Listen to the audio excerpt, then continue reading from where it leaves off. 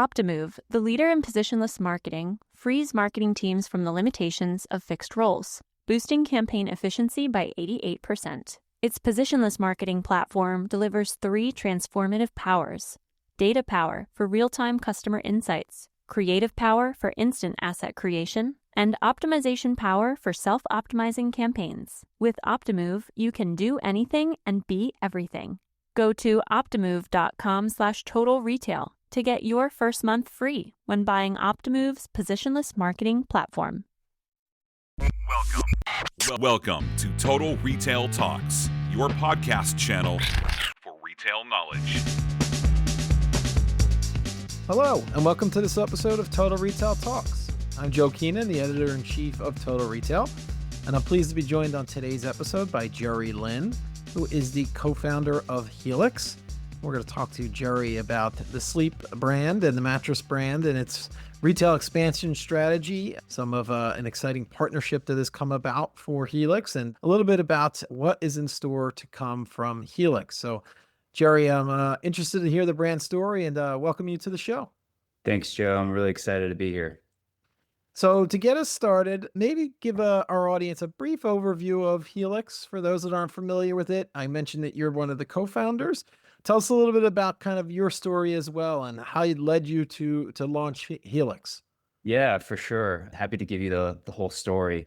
We actually just celebrated our 10-year anniversary a couple weeks ago, so that was really exciting to do that. But I met my 2 other co-founders, Adam and Christian, back in 2015. We were all in Philly getting our MBAs. None of us came from the industry. Adam had a history of building consumer brands, and Christian was a performance marketer. I came from a background in manufacturing and supply chain, so we had to learn a lot and very quickly.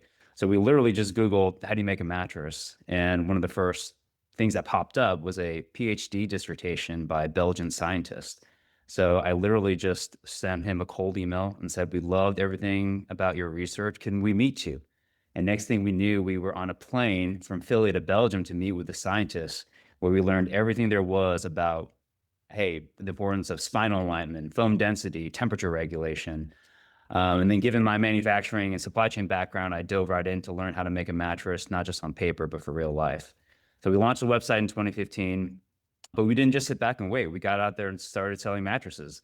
It started first with inviting people to my apartment in Philly, which was an interesting experience. And then we leveled up to a WeWork and then eventually a legitimate showroom in New York. But through that experience, we learned a lot of really important things about what it takes to sell and earn the trust of the customer.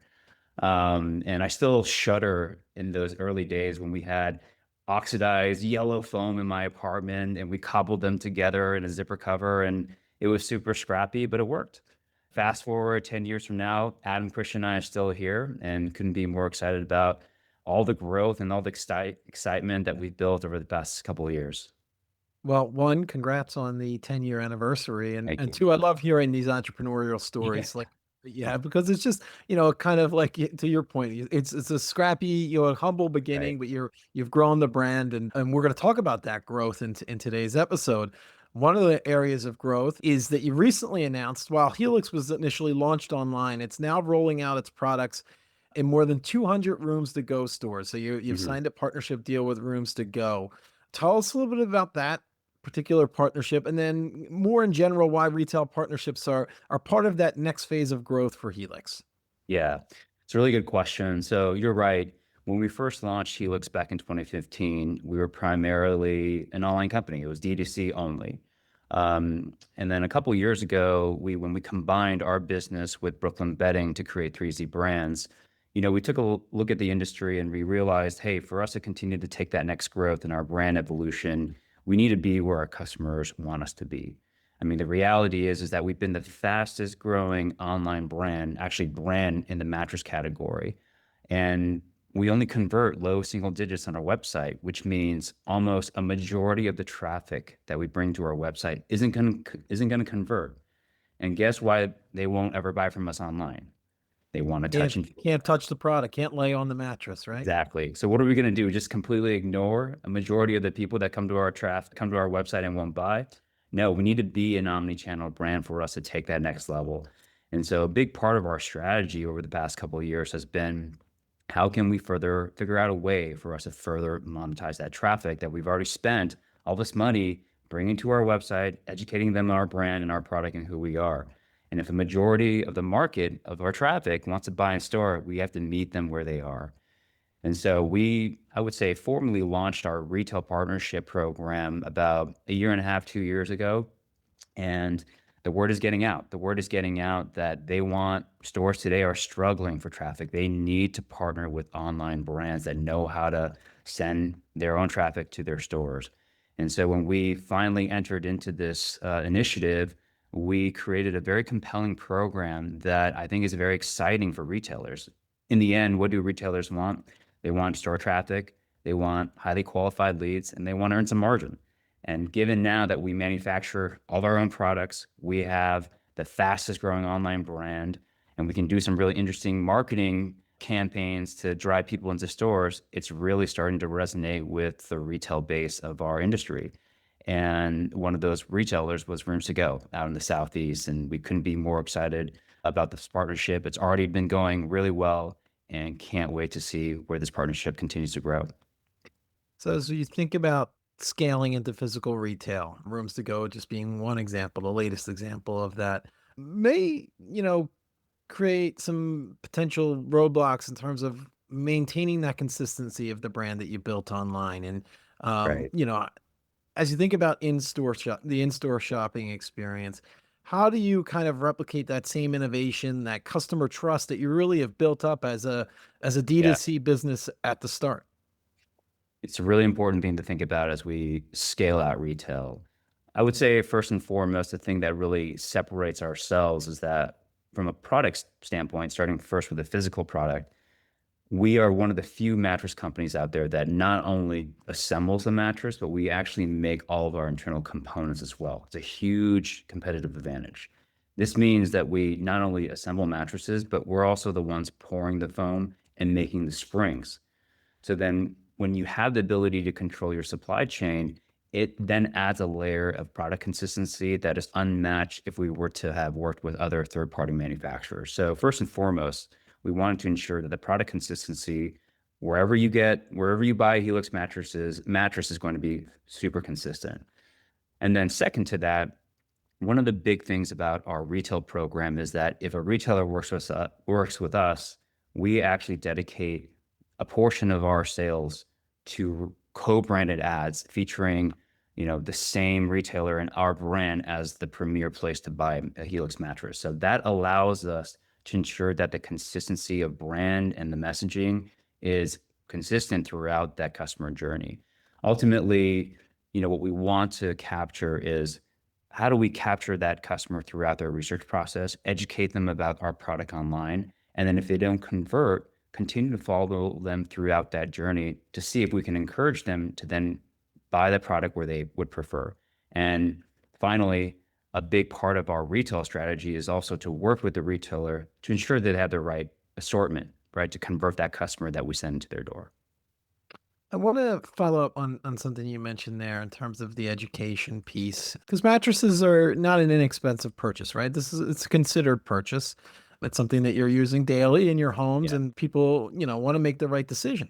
So how does kind of that retail education play a role in what you're doing at Helix? I believe that's part of your kind of strategy as you think about the in-store Yes. consumer. Yes, I'm glad you asked that. So over the past 10 years, not only have we become the fastest growing brand, but I would say we've become experts at finding in-market shoppers, curating a relationship with them during that journey, driving trust through that journey, and then figuring out how to send them into stores.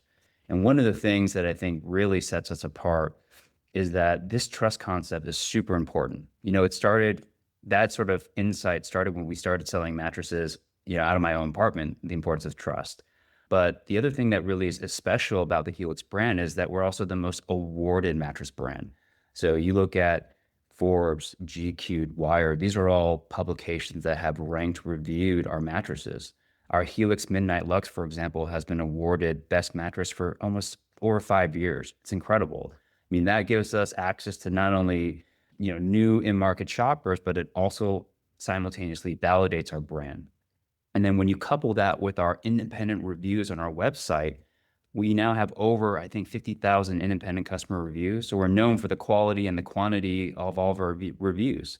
So as that customer is doing their research deeper into their process and they see, all of the awards that we have, plus when you combine that with the 50,000 plus reviews, I think it cements a very powerful message in that consumer's mind that, hey, this is a brand that I can trust, right?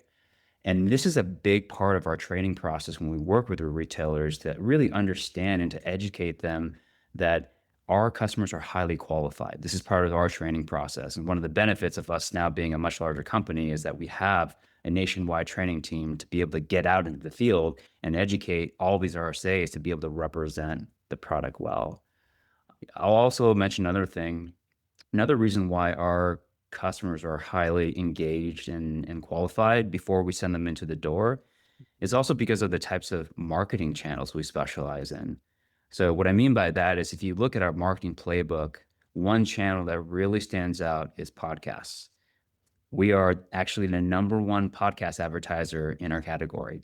We love it because, as you know, it's a winning formula. It's got scale, it's got trust, what leads to high conversions. And 70% of the podcast ads are read by the host. There's no, it's not a coincidence that a lot of these shows are named after the host themselves. And when a host endorses a product, it adds a layer of authenticity and authority to that product that customers now crave more than ever.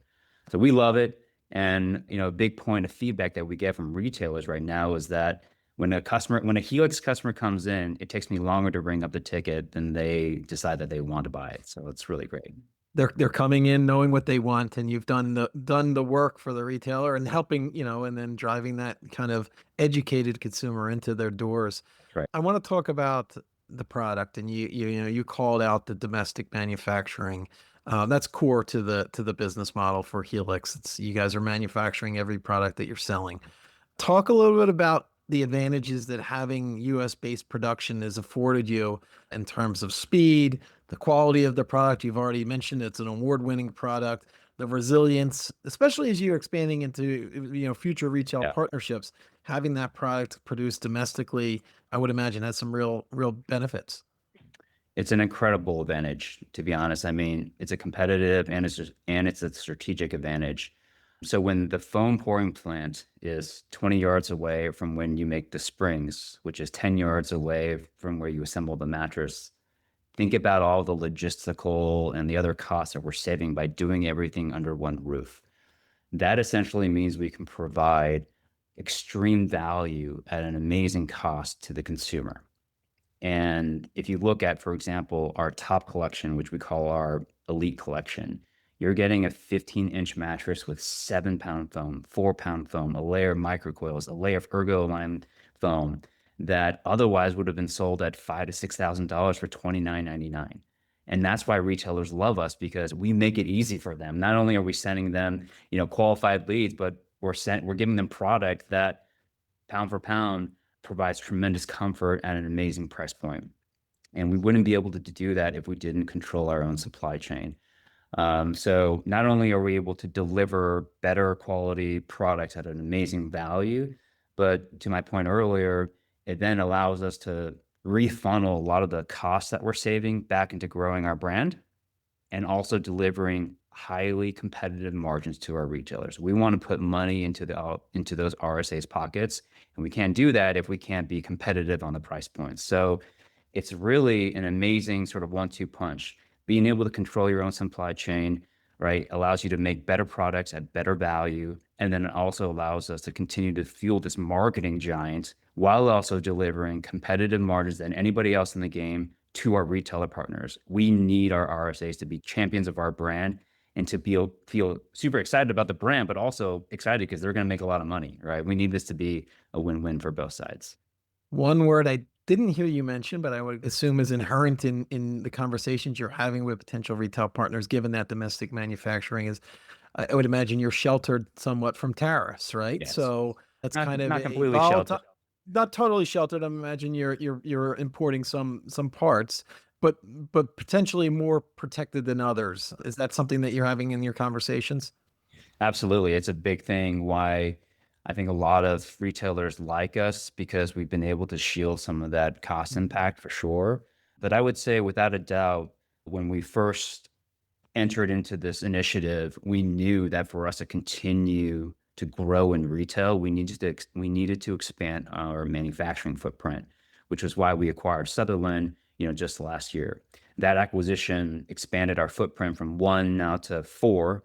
A lot of this retail success would not have happened if we didn't have those facilities because the retail game is extremely challenging. There are high demands in terms of quick delivery, service, et cetera.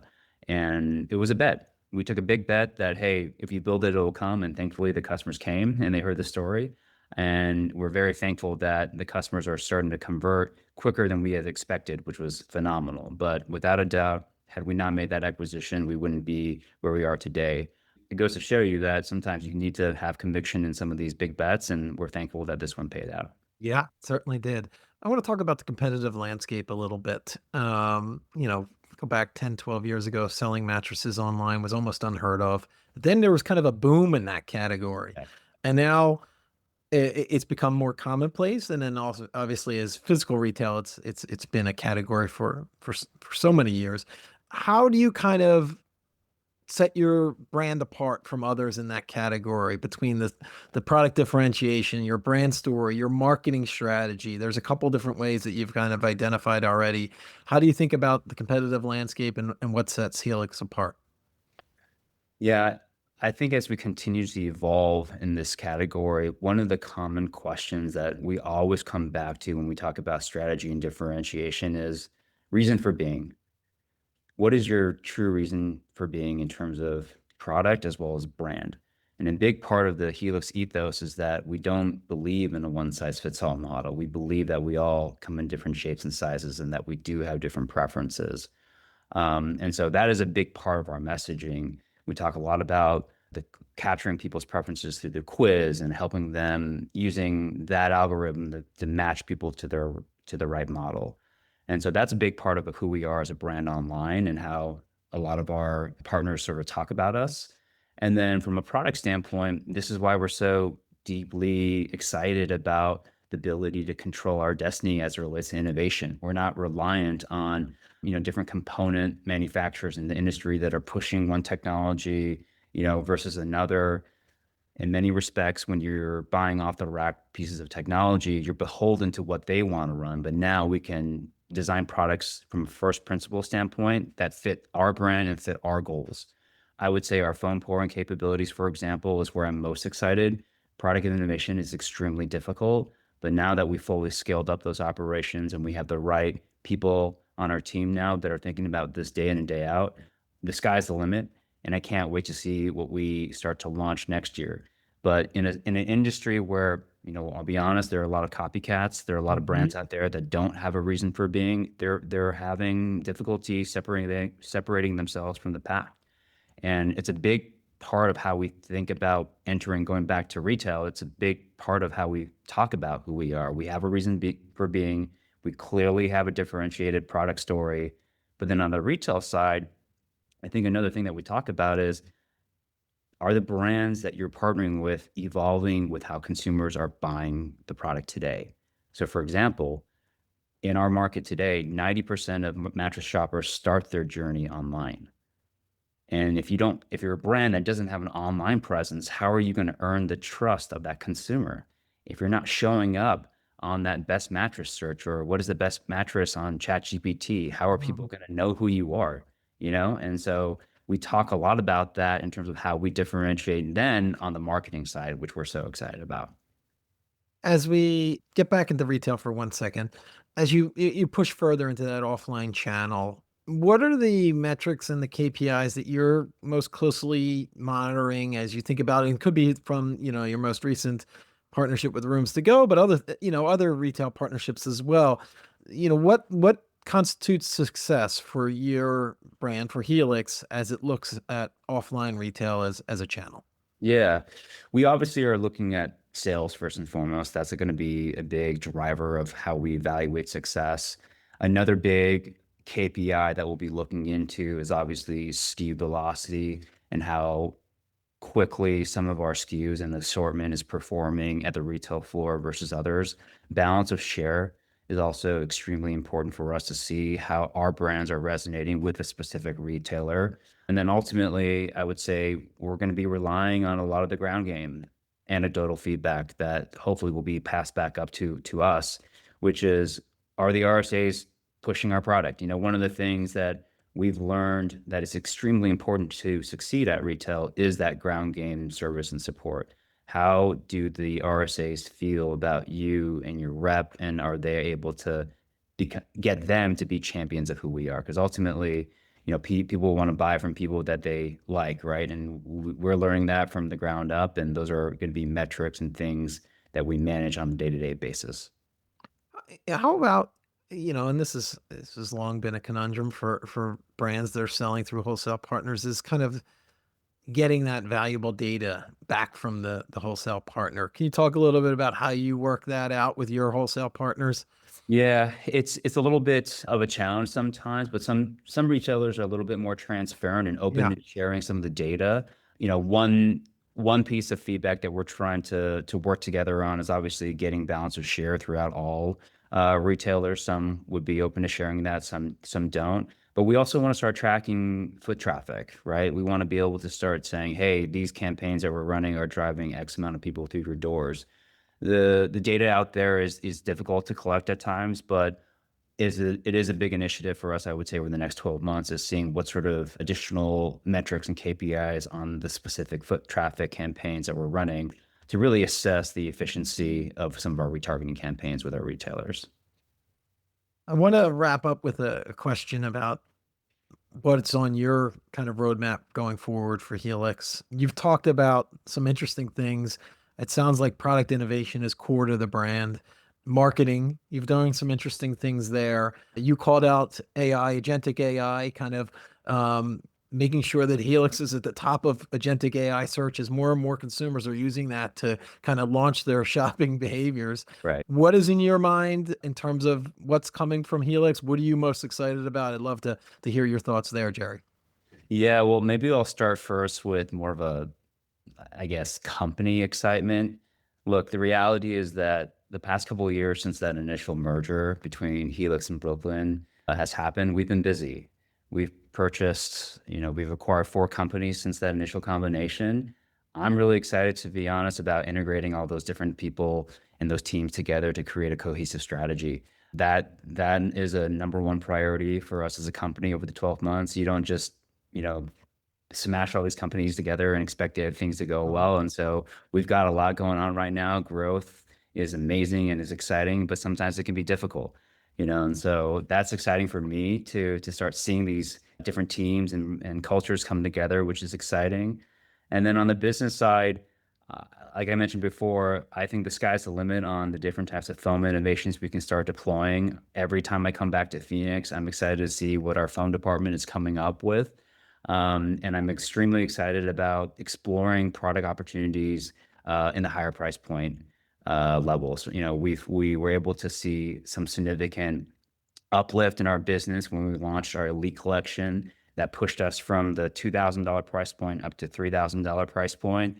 And I would say since that success, our retailer partners are saying, hey, why don't you think about going, up to 4 to 5 to 6? I'm having trouble fitting, some velocity there. So, when we now have the ability to innovate in terms of the internal components ourselves, like we do now, I just think that the sky's the limit again on what we can do to see how we can capture more velocity and more excitement in higher price point products. And I would be remiss, and you called it out in your answer there, Jerry, in terms of that culture piece as a leader thinking about integrating these different organizations together to Yeah, create one cohesive unit. I imagine that's a lot of your time spent at work is a lot. thinking about people as well.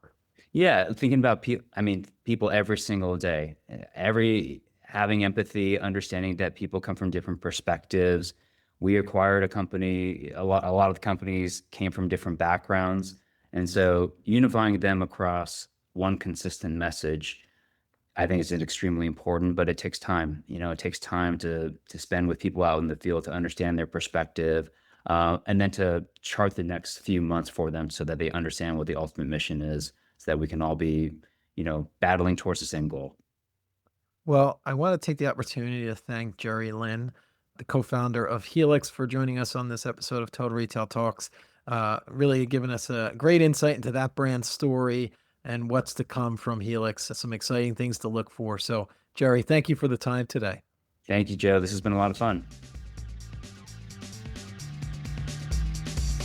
Thanks for listening. For more information on this podcast, please check out our podcast channel page at mytotalretail.com/podcasts for show notes. Total Retail Talks is available on Apple Podcasts, Google Podcasts, Stitcher, and Spotify. Make sure to subscribe on our podcast channel page as well. If you've enjoyed this episode, please take a few moments to rate and review this podcast. Thanks, and until next time, this has been Total Retail Talks. Optimove, the leader in positionless marketing, empowers marketers to instantly deliver real-time personalization. Boosting campaign efficiency by 88%, it allows marketers to do anything and be everything. Go to optimove.com/total retail to get your first month free when buying Optimove's positionless marketing platform.